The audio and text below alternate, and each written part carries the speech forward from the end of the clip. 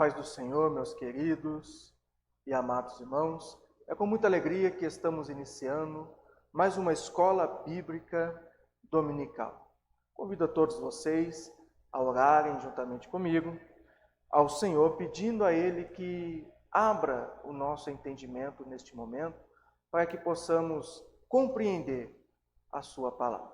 Senhor nosso Deus e nosso Pai, agradecemos a Ti por esta oportunidade, por este privilégio que nós temos, Senhor, em poder, ó Pai, estudar e aprender a Tua palavra. Pedimos a Ti, Senhor, graça, sabedoria, unção do Teu Santo Espírito. Pedimos a Ti, Senhor, que o Senhor possa abrir a nossa mente, ó Pai, para que possamos compreender a Tua palavra e possamos guardá-la em nosso coração.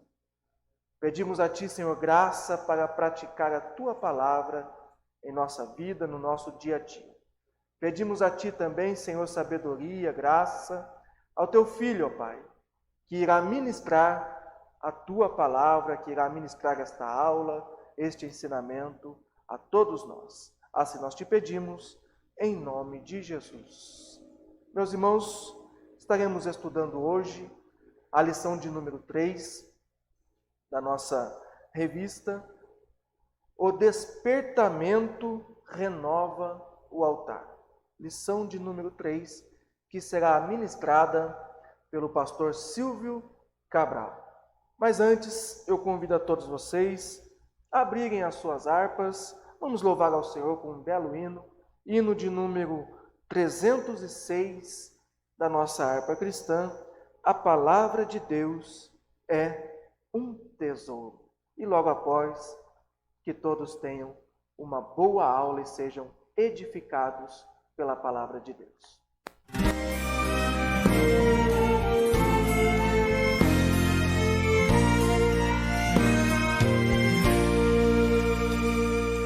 A palavra de Deus é para mim um tesouro sem igual em valor. Fala do amor de Deus, do amor que não tem fim, mais precioso do que ouro este amor.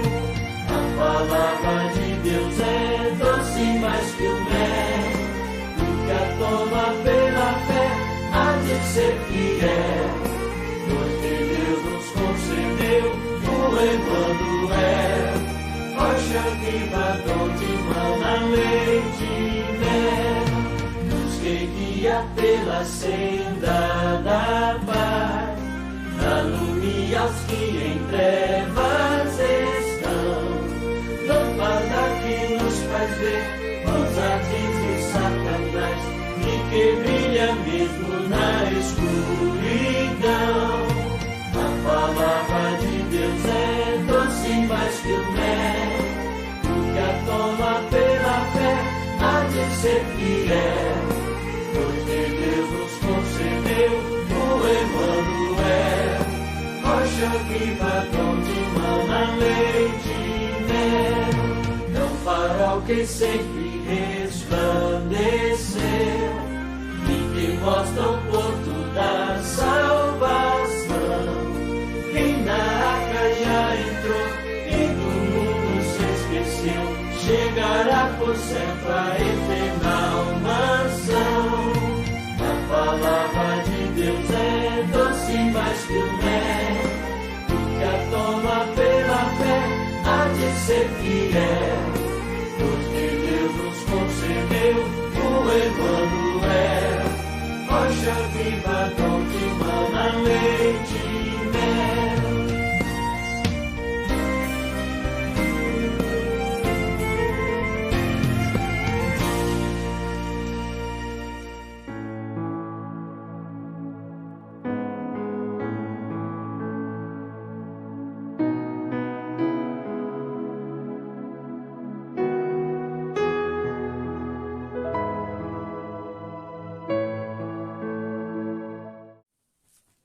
A paz do Senhor aos irmãos, que as bênçãos de Deus esteja sobre a sua vida de uma forma grandiosa.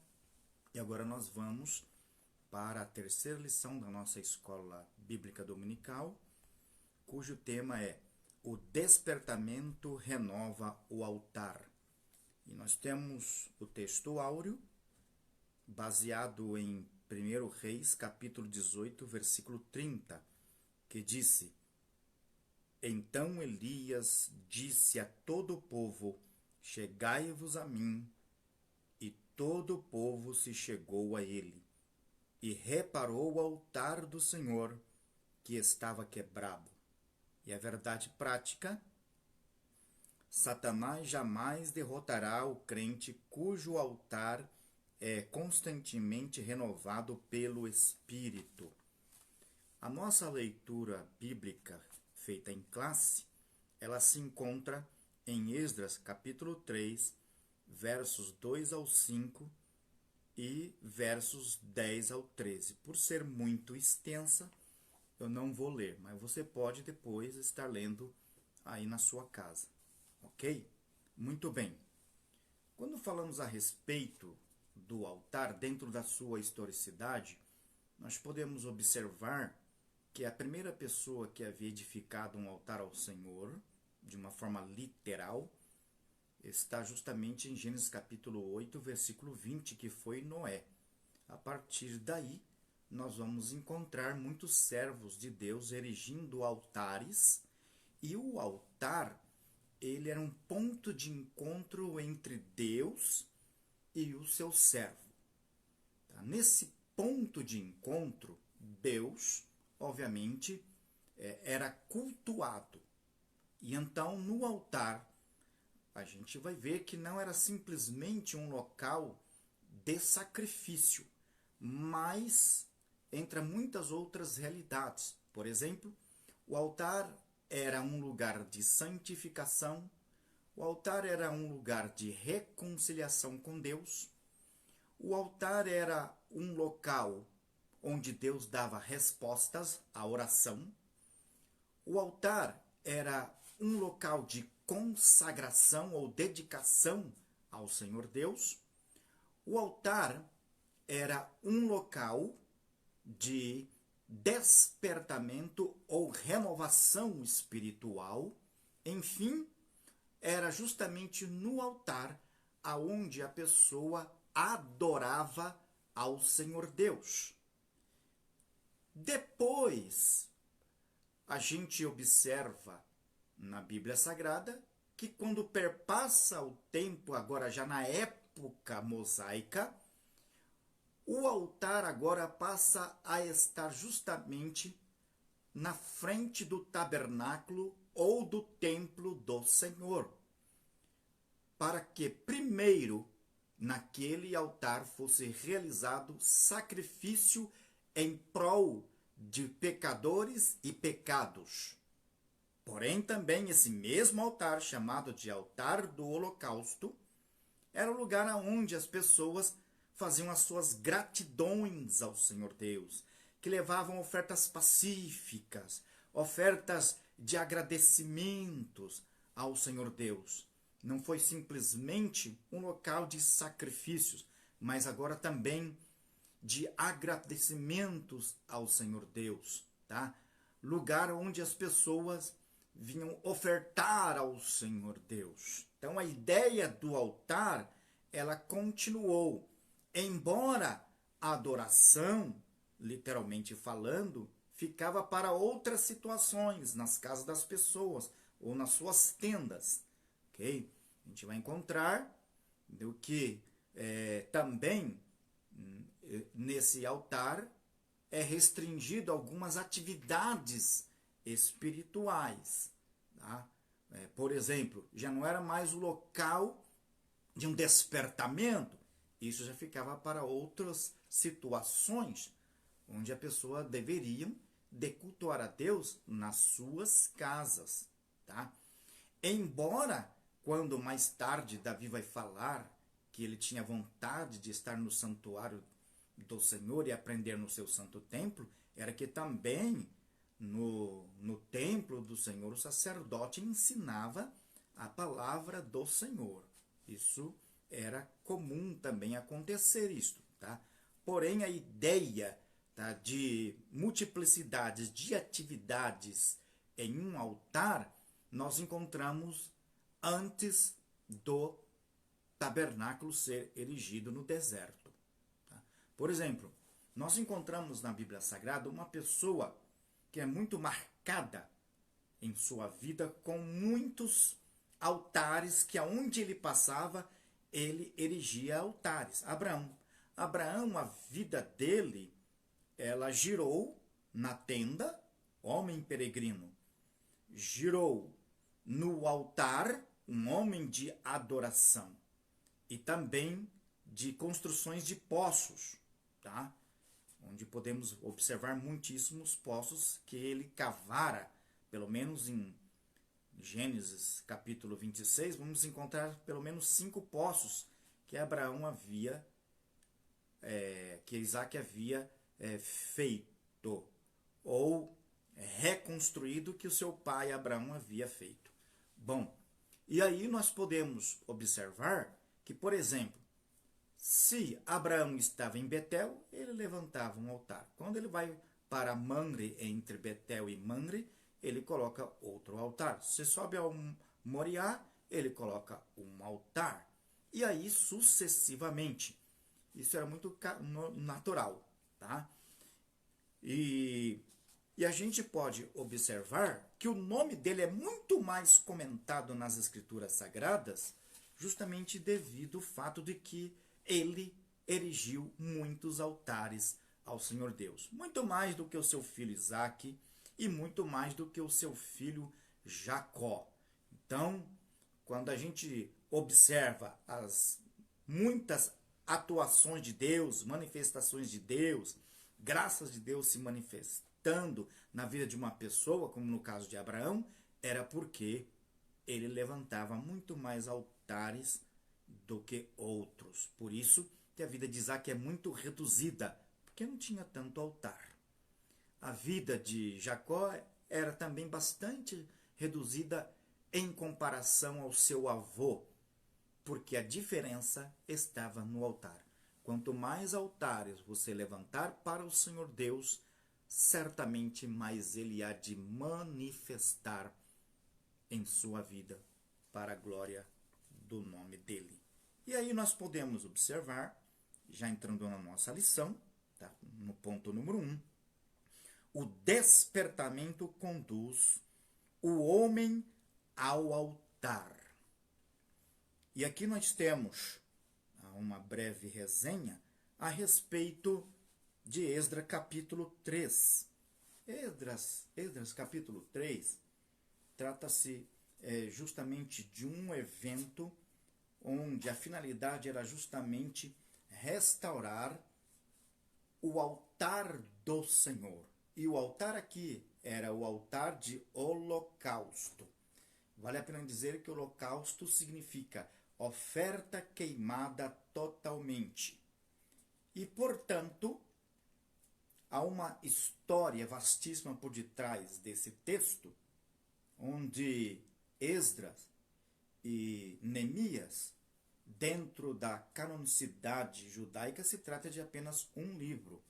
E outro sim, esse único livro, que é Esdras e Neemias, estão como últimos livros colocados no cânon da Tanakh, que é a Bíblia hebraica em todo o seu Antigo Testamento, ok? E a história é interessante, que aqui registra o período do pós-cativeiro, tá? Desde a saída do povo da terra da Babilônia para regressarem a Jerusalém, conforme o edito do rei Ciro, a gente observa que a data, aproximadamente, foi lá para o ano 538 a.C., e que esse movimento de restauração espiritual e também das ruínas do templo do Senhor, não ainda da cidade, mas do templo em si, tá? A gente vê que isso perdura até 516 a.C. Mas quando Zorobabel, juntamente com o sumo sacerdote Josué, vão de regresso para Jerusalém com 50.000 judeus, aproximadamente, a gente vê que a ideia principal de Josué como governador e Josué como sacerdote e o governador Zorobabel era de restaurar a fé do povo e a moral diante daquele quadro tão caótico que a gente observa, tá? Miséria, tá? Vida espiritual praticamente comprometida em todos os sentidos, com exceção da idolatria em si. E, portanto, quando então eles começam a fomentar, a animar o povo para poder reconstruir o templo do Senhor e o altar, acontece algumas coisas no caminho, tá? Primeiro, eles começaram, por volta de 1 ano, fizeram as bases, tá, do templo. Construíram o altar, sim, mas durante 16 anos eles pararam a sua reconstrução. Por quê? Levantou-se muitos inimigos, de dentro e de fora. Os de fora eram os samaritanos, tá? E os de dentro eram pessoas que, com a sua velhice, começaram a comparar a grandeza do templo de Salomão com aquela realidade de que eles não tinham capacidade de reconstruir algo tão grandioso e colossal como fora o templo de Salomão. E, portanto, o que aconteceu? Eles desanimaram e não continuaram a reconstrução. Pararam completamente. Foram cuidar das suas vidas, foram reconstruir suas casas, foram plantar os seus cereais, foram cuidar dos seus gados e, portanto, abandonaram a obra de Deus. E aí, em contrapartida, devido a essa ignorância, o Senhor Deus passou então a enviar dificuldades para eles. Chegava a época de frio, por mais que colocavam roupa, sentiam frio. Trabalhavam na qualidade de jornalistas, tá? Nas suas jornadas diárias, a gente vê na Bíblia Sagrada que eles recebiam, mas parece que era num saco furado, tá? Também a gente vai observar que eles bebiam, mas continuavam tendo sede, que eles comiam e continuavam ainda tendo fome. Então, nada era suficiente, porque abandonaram a obra de Deus. E, infelizmente, essa realidade ainda se repete. E aí nós vemos, nesse capítulo 3, tá, que a princípio o povo atendeu a demanda, atendeu a solicitação, mas eles pararam no caminho. Porque o altar era trazer de volta a presença de Deus. Isso é o que significava. E trazer a presença de Deus era trazer um despertamento espiritual para que Deus viesse estar operando na vida deles e dirigindo a vida deles. Depois, no ponto número 2, a gente pode observar que todos os despertamentos genuínos começam com a restauração do altar, de fato. Ok? Aqui, alistando a época do profeta Elijá, meu Deus é o Senhor, ou o Senhor é meu Deus, que profetizou durante 27 longos anos. Elias, ele foi profetizar justamente numa época, uma das mais escuras do Reino Norte, o Reino de Israel, cujo rei vigente, Acabe, o pior rei até então do Reino Norte, casado com Jezabel, filha de Etbaal, rei de Tiro. E, portanto, como Tiro se adorava a Baal, ela também promoveu um grande avivamento politeísta no Reino Norte, a ponto de os sacerdotes migrarem do Reino Norte para o Reino Sul, porque não tinha forças para poder lutar contra a idolatria que estava sendo implantada no Reino Norte. E então, alguns profetas, não da estirpe de Elias, continuaram no Reino Norte. Porém, a perseguição era tanta que eles foram obrigados a se esconder. E aí nós conhecemos a história que Deus envia Elias, que ele fecha os céus com sua oração durante 3 anos, 6 meses, onde vem um grande período de seca, porém as atividades idolátricas e imorais ainda continuavam no Reino Norte. E então Jezabel, também, porque não o rei Acabe, que ele permitia, começou a perseguir tudo o que se tratava do nome de Deus ou da obra de Deus. Altares do Senhor eram derribados, destruídos. Profetas eram mortos. O edito era nacional, não a Jeová e sim a Baal. E o deus Baal predominante no Reino Norte, que a capital era Samaria, era o Baal Melcarte, com sua forma de boi, que era adorado ali por aquelas pessoas.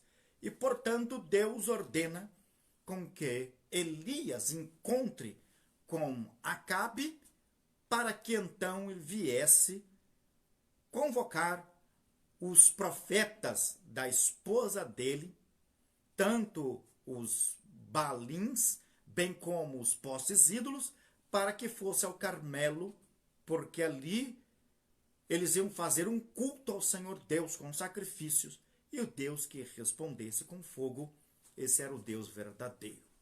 Acabe achou bom, conversa com sua esposa libera só 450 profetas de Baal, fica de fora os postes ídolos, que eram também 400, os quais comiam na mesa de Jezabel, ou seja, compartilhava com todos os seus planos, com quem ela tinha comunhão, e, portanto, eles sobem para o Carmelo.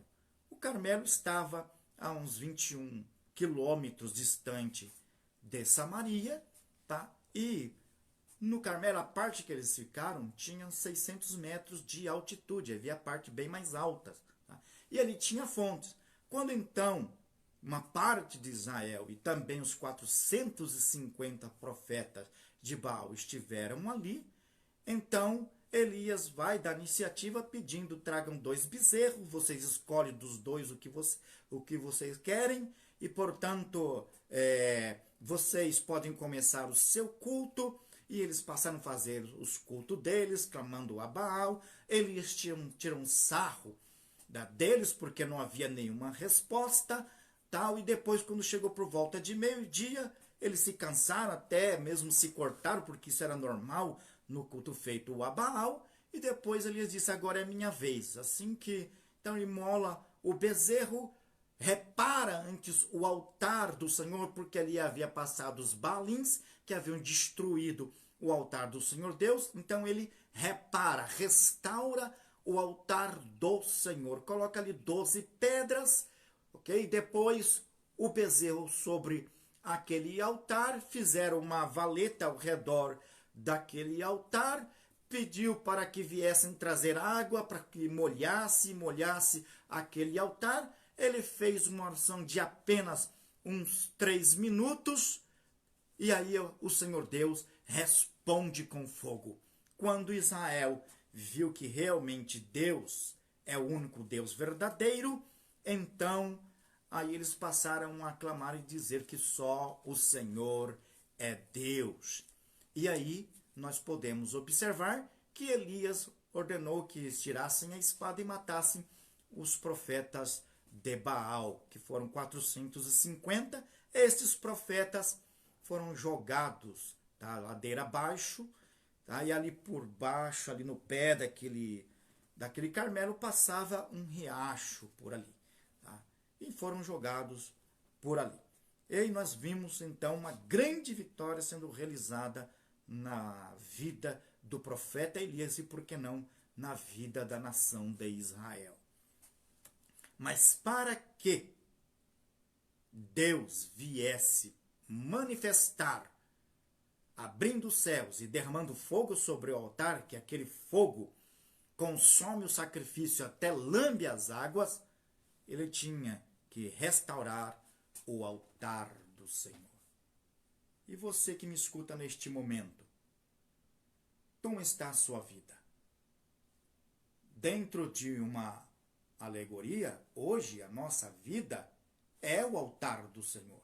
Romanos capítulo 12, a nossa vida é o altar do Senhor. Não precisamos de mais um altar, literalmente, como ocorria naquela época. Hoje a nossa vida é o próprio altar do Senhor Deus. Rogo-vos, pois, irmãos, que pelas misericórdias de Deus apresentei os vossos corpos em sacrifício vivo, santo e agradável ao Senhor Deus, que é o vosso culto racional. Então agora a nossa vida é um altar, tá? E esse altar precisa estar arrumado para que a glória de Deus se manifeste. O tanto quanto você já tem visto a glória de Deus é o tanto quanto o seu altar está arrumado diante da presença do Senhor Deus. Tá? E há muitas pessoas que, infelizmente, por muito tempo, Deus não manifesta na vida dela mais. Tá? Então, como a nossa vida agora é um altar do Senhor, esse altar tem que estar arrumado, consertado, tá? Em santificação, em dedicação ao Senhor Deus. Tá? Temos que estar em adoração diante do Senhor. Todos aqueles elementos que eu tenho falado que significam o altar no Antigo Testamento, hoje tudo isso tem que agora ser uma realidade em nossa vida como o altar do Senhor. Para que o Senhor Deus se manifeste. E assim, aonde passava Abraão, ele erigia o altar. Onde passar a nossa vida, onde estivermos, ali é um lugar onde que nós temos que adorar ao Senhor Deus. Tá? É bem verdade que precisamos, claro, de sabedoria para isso. Nós não vamos adorar a Deus dentro de uma empresa como adoramos dentro da igreja. Completamente diferente, ou também de uma escola. Então precisamos de sabedoria para isso, equilíbrio espiritual. Mas, sobretudo, Deus quer que consertemos o nosso altar, que haja um despertamento. Esse despertamento ocorre quando há arrependimento, quando reconhecemos que nós dependemos de Deus e precisamos arrumar a nossa vida em sua presença, para que então ele possa se manifestar. E agora, no ponto B, nós temos também um outro episódio que vai falar justamente a respeito do rei Ezequias. O rei Ezequias, ele foi sucedido pelo rei Acais. Acais passou a reinar com 20 anos de idade e durante 16 anos ele reinou sobre Judá. Porém, se nós formos fazer aqui um panorama a respeito do reinado de Acais, o camarada era um desviado, tá? Era completamente um feiticeiro. Tá? Uma das coisas que ele fez foi passar os filhos deles pelo vale de Enom, onde ele sacrificou os filhos deles no deus ali chamado Moloque, no vale de Inom, tá? Conhecido também como filho de Inom. Quando Josué domina a terra da promissão, existia justamente nas proximidades, tá, de Jerusalém, tá, antes era Jebus, o vale de Inom, onde se adorava a Moloque. E justamente ele destrói este lugar. Josué arrebenta com este lugar. Na época de Jesus, tá, este vale era o lixão da cidade de Jerusalém, onde leprosos trocavam suas faixas, aonde os bandidos, tá, que eram mortos, não eram dignos de serem enterrados, então era jogado ali naquele lixão ali, tá, onde era o vale de Inom. E o lixo daquela cidade era queimado continuamente, não se apagava. Jesus coloca aquele lugar, tá, ele passou por muitas vezes aquele lugar, tá, e ele falava que ali era o Geena, onde se queimava constantemente, tá, o lixo daquela cidade, e que estava leprosos, tá, e que estavam as pessoas que eram bandidas, e que cachorros ali também por ali eram jogados e outros ficavam por ali comendo sujeira. Então, esse é o significado, na realidade, tanto do Vale de Inom, bem como também o Geena. Tá? O Geena, espiritualizando ele, é como se fosse o inferno, onde estavam os leprosos de pecadores, tá? Que vem de lepra, símbolo de pecado na Bíblia. Tá? E também pessoas que não eram dignas de ser sepultadas ali devido aos seus crimes, tá, de roubos praticados. Tá? Então, este era o Geena, que anteriormente era o Vale de Inom. Tá? E também se praticava muitas atrocidades naquela época que Josué estava dominando a Terra Prometida. No Vale de Inom, ali faziam sexo, homem com homem, mulher com mulher. O negócio era complicado. Tá? E nós vemos, então, que quando o Senhor Deus ele levanta o rei Ezequias, a primeira coisa que ele faz, ele abre as portas do templo do Senhor. Isso mostra que o templo havia, na época de Acais, fechado definitivamente. Aqui está clausurado para que não haja mais culto. Essa era a ideia.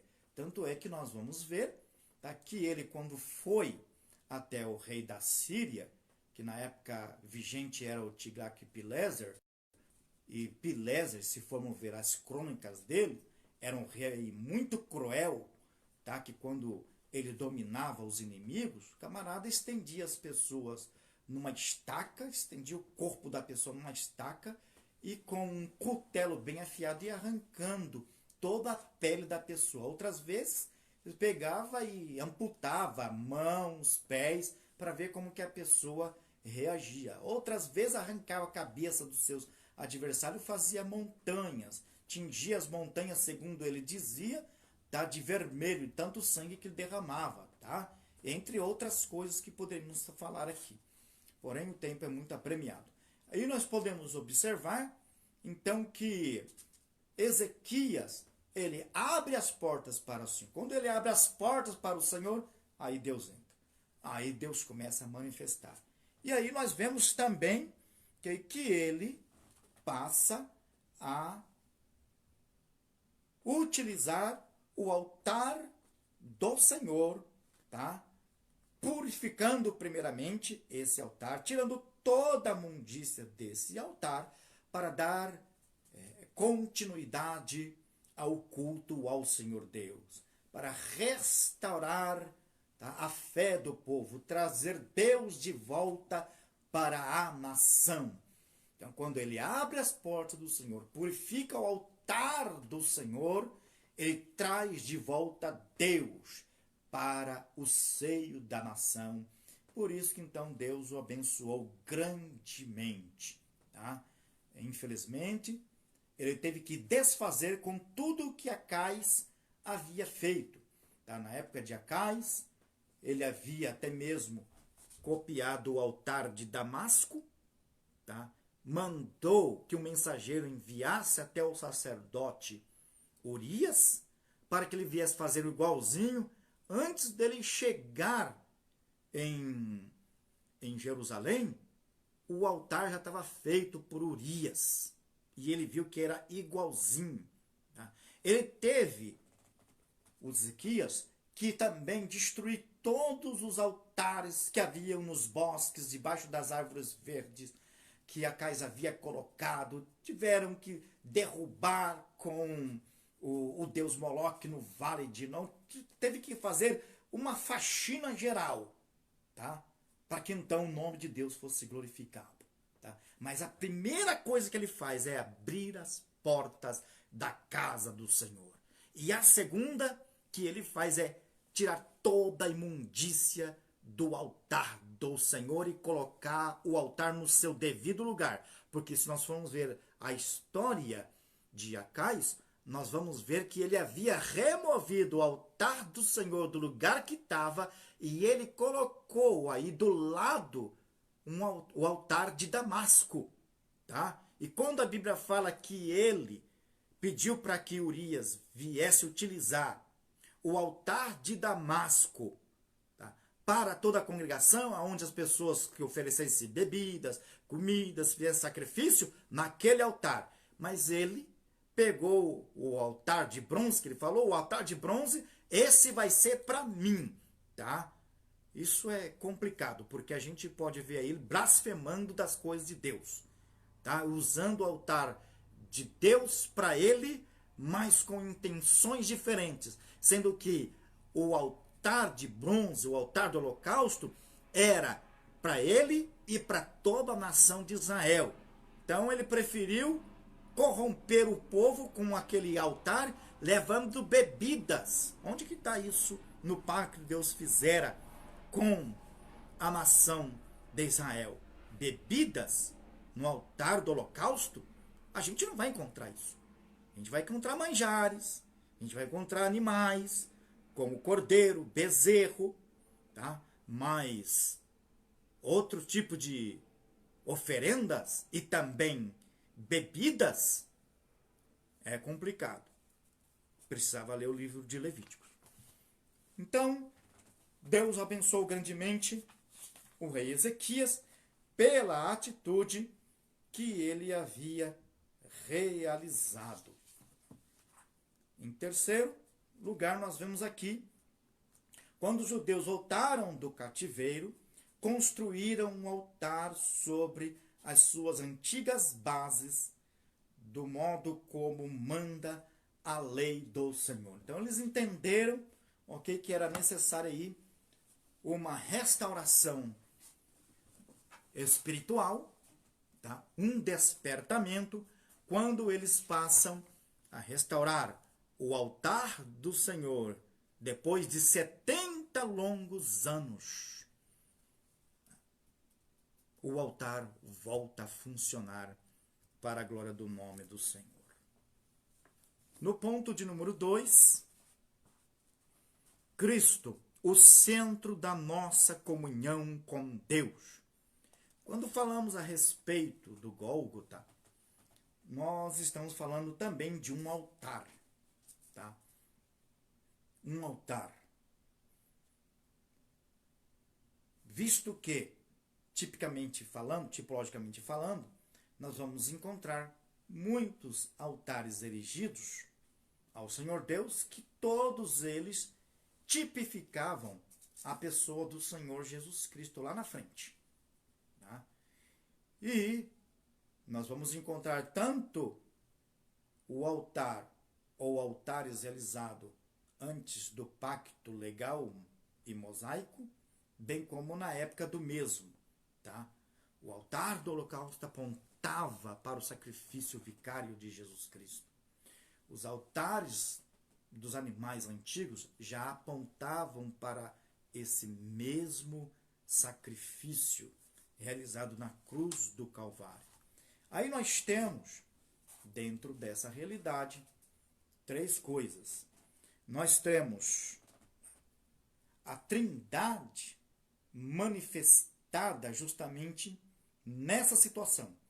Nós encontramos o Pai Celestial, que havia planejado que o sacrifício de Jesus Cristo fosse uma realidade com a proposta, tá, de alcançar o mundo. Então isso foi um plano que Deus elaborou, tá? Bem como também o próprio Jesus Cristo, quem foi o executor deste plano, ele mesmo entregou a sua vida no altar de sacrifício, e muitas vezes, como ele já vivia à sombra da cruz, algumas vezes ele fala a esse respeito, ele fala utilizando escrituras, ele fala utilizando analogias, tá? E Jesus Cristo, ele fala que ele era o sacrifício para o altar. E depois nós temos a pessoa do Espírito Santo na qualidade de condutor. Ele é o condutor do pecador até aquele altar do holocausto. O mesmo Jesus, né, que foi simbolizado como Cordeiro de Deus, que também fora sacerdote, ele também era o próprio altar. Nele se une todas estas coisas, tá? Então ele vivia à sombra da cruz, na verdade desde a eternidade, porque Apocalipse 13:8, Deus tinha um cordeiro morto desde a fundação do mundo. Então essa era uma grande realidade que ele já vivia para a glória do nome do Senhor Deus, tá? E depois nós temos algumas lições a respeito da pessoa do Espírito Santo, porque como vivemos em sua dispensação, nós temos a realidade de que o Espírito Santo é quem revela a nós a realidade desse encontro com Jesus Cristo neste altar, tá? Então, qual é a obra que ele utiliza? Ele revela iluminando os olhos do nosso entendimento para que venhamos compreender a grandeza do amor de Deus para com as nossas vidas, tá? Depois, nós temos a outra realidade que o Espírito Santo, ele nos ensina as profundidades do vitupério da cruz. Vitupério, vergonhas, tá? Quando a gente olha o Calvário, a gente vê a humilhação de Jesus Cristo, que aquilo na verdade era para nós, tá? E não o próprio Deus que se encarnou, que teve que morrer em nosso lugar. Ele não merecia aquilo, porque ele não tinha pecado e não tem pecado, mas nós viemos a este mundo como pecadores. Sim, nós merecíamos, tá, a morte, mas por causa do dom gratuito de Deus, ele nos ofereceu a vida eterna em Cristo Jesus. Temos também que o Espírito Santo, ele explica o verdadeiro significado da morte do Senhor Jesus Cristo. E aí, justamente no alto do Gólgota, onde Jesus, ele clama dizendo: Pai, está consumado, realizei o teu projeto que estava desenhado desde a eternidade, e que eu, que seria este sacrifício, agora realizo para que o pecador possa te conhecer e ter a vida eterna através desse sacrifício. Isso não tem preço, isso é grandioso, é obra de Deus e, portanto, devemos levar muito a sério isso, porque infelizmente nos dias de hoje, quanto mais tempo se passa de que ainda Jesus não tem voltado, mais novidades infelizes nós encontramos no meio da igreja do Senhor Jesus. E hoje, infelizmente, pude também ver uns vídeos de muitos outros aqui, em nome de Deus, pregadores importantes, infelizmente, todos comprometidos, de gente que eu nem imaginava que um dia ia acontecer. Quando se abre a caixa preta dessa pessoa, se encontra um montão de coisas e todos confirmados, infelizmente. Infelizmente. porque não tem valorizado o grande amor de Deus na pessoa do Senhor Jesus Cristo. E temos também a realidade de que o Espírito Santo, ele penetra todas as coisas, tá? Todas as coisas divinas. Ele revela a glória de Cristo através da cruz do Calvário. Ele revela essa grandeza de Deus para nós. É o que nós temos aqui. Então, que nós possamos valorizar mais do que nunca o que Jesus fez por nós na cruz do Calvário. Tá? E outra coisa que a gente pode observar segundo a lição, que é no ponto número 3, tá? Cuidado com as imitações. Hoje nós estamos vivendo uma época onde está havendo um grande avivamento de pseudo-evangélicos. Pseudo-evangélicos. Onde tem aparência de evangélico, mas não é. Fala em nome de Deus, mas os seus corações estão longe de Deus. Usam o nome igreja, mas na verdade não é uma igreja. E a gente pode mencionar, claro que não de uma forma direta, tá? Uma dessas grandes realidades que vem acontecendo. Hoje, infelizmente, nós vemos por aí muitos shows gospel. Shows. Quando você encontra isso na Bíblia Sagrada? Enquanto a igreja era perseguida, não havia esse tipo de coisas. Hoje você encontra discotecas gospel. Isso é normal. Poderia mencionar o nome de algumas igrejas que eles fazem isso. Tem os próprios lugares aonde eles têm discoteca. Tá? Infelizmente, nos dias de hoje, há o culto à personalidade, não a Deus, à personalidade. Vai vir fulano de tal. Então não se adora a Deus. Tá? Se vão por essas pessoas. Eu estou dizendo que isso já tenho visto, infelizmente, onde as pessoas até usam rimas, usam fulana de tal. Nós vemos aqui só para te ver em uma vigília. Isso é culto à personalidade. É uma grande realidade. Tá? Nós podemos observar onde encontramos muitas badernas que parece que Deus está presente, mas não. Tá? Podemos ver alguns vídeos onde pessoas vão com roupas muito curtas mostrando todo o seu corpo, fazendo aquelas danças essas músicas atuais, tá? Com ritmos completamente esquisitos, tá? Funk, essas coisas, dentro das igrejas. Casamentos onde nós vemos cada coisa complicada, sem contar um montão de música mundana. Entendeu? E aí, quando começa a vir, Deus dá um apertão com uma pandemia, entendeu? Aí muita gente, cadê essas manifestações? As manifestações.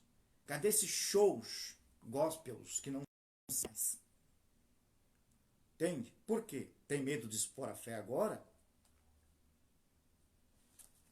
Então é complicado. Então aí poderíamos falar muitas outras coisas, mas na verdade não convém. E aí a lição nos deixa algumas advertências para que a gente que está em pé cuide para que não caia. Tá? Que venhamos reparar o nosso altar. Que jamais venhamos permitir que um Acais, um espírito de Acais, de Jezabel ou de Acabe, tá? Entre em nossa vida para destruir o altar do Senhor. Zele por tua vida. Esteja em completo despertamento, porque a vinda de Cristo está muito próxima. É uma grande realidade. Que Deus possa lhe abençoar grandemente e que esta pequena lição possa te servir, tá, de um alerta para os dias atuais, porque a vinda de Jesus está muito próxima, como já tenho falado, e isso é uma grande realidade. E ainda assim, o Brasil há de experimentar coisas difíceis e não está muito distante. Pandemia é um começo.